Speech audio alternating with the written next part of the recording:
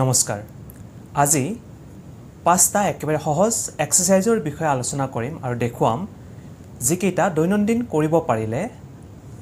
ডিঙিৰ বিষ আৰু জঠৰতা দূৰ কৰাত যথেষ্টখিনি সহায় কৰিব আহকচোন এই সহজ এক্সাৰসাইজ কেইটানো কি আৰু কেনেদৰে কৰে চাও আমাৰ দৈনন্দিন জীৱনত আমি ল্যাপটপ মোবাইল আমি ব্যৱহাৰ কৰিবই লাগিব লিখা মেলা কৰিবই লাগিব আৰু তাৰ ফলত আমাৰ ডিঙিৰ বিষ আৰু ষ্টিফনেছ যথেষ্টখিনি বৃদ্ধি পায় কিন্তু আমি দৈনন্দিন যদি এটা ৰুটিন বনাই লওঁ আৰু সেই সহজ এক্সাৰসাইজ কেইটামান আমি দৈনন্দিন কৰি যাওঁ তেতিয়াহ'লে আমাৰ ডিঙিৰ বিষ আৰু তাৰ জঠৰতা যথেষ্টখিনি আমাৰ কমি থাকিব প্ৰথমতে আমি এটা এক্সাৰসাইজ কৰিব লাগিব একেবাৰে সহজ এক্সাৰসাইজ যাক কোৱা হয় শোল্ডাৰ শ্ৰাগ এক্সাৰসাইজ আমি কি কৰিব লাগিব দুইখন কান্ধ ওপৰলৈ এনেদৰে উঠাব লাগিব আকৌ তললৈ নমাই দিব লাগিব ওপৰলৈ উঠাই দিব লাগিব আকৌ নমাই দিব লাগিব এনেদৰে ৰিপিটেশ্যন কৰিব লাগিব মিনিমাম 10 টাইমছ আমি ৰিপিটেশ্যন কৰিব লাগিব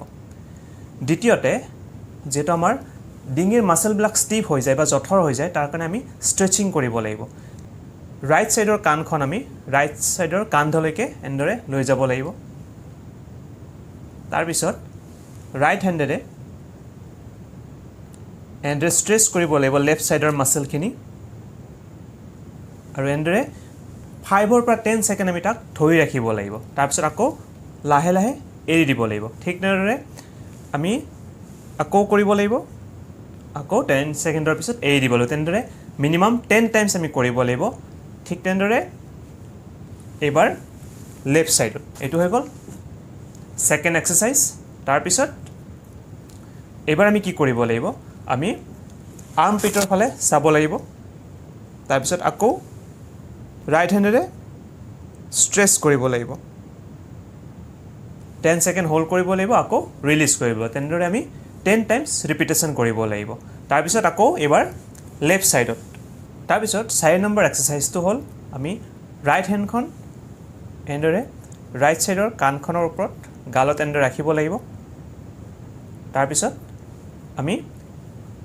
ৰাইট হেণ্ডখনত এনেদৰে ঠেলিব লাগিব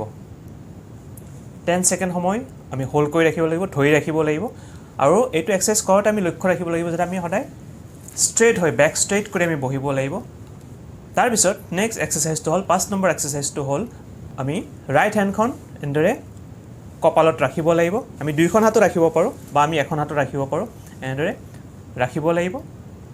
তাৰ পিছত কপালেৰে হাতখন আগলৈ ঠেলিব লাগিব আৰু চাব লাগিব যাতে আগফালে গুচি না যায় আমি তাক আগলৈ যোৱাত বাধা দিব লাগিব 10 সেকেন্ড হোল্ড কৰিব লাগিব আকৌ ৰিলিজ কৰিব লাগিব তেনেদৰে 10 টাইমছ ৰিপিট কৰিব লাগিব আৰু এটো কি হয় মুভমেন্ট নহয় এটা জায়গাতে থাকিব এটো কাৰণে আমি এই এক্সাৰসাইজটোক ষ্টেটিক এক্সাৰসাইজ বুলি কওঁ ষ্টেটিক নেক এক্সাৰসাইজ বুলি কওঁ বা আইসোমেট্ৰিক এক্সাৰসাইজ বুলি কওঁ যত নেকি মুভমেন্ট নহয় আমি এই এক্সাৰসাইজখিনি দিনটো যদি দুবাৰ কৰিব পাৰো তেতিয়াহলে আমাৰ ডিঙিৰ বিষ আৰু জঠৰতা যথেষ্ট দূৰ হ'ব আৰু বহুতখিনি আমি সকাহ পাম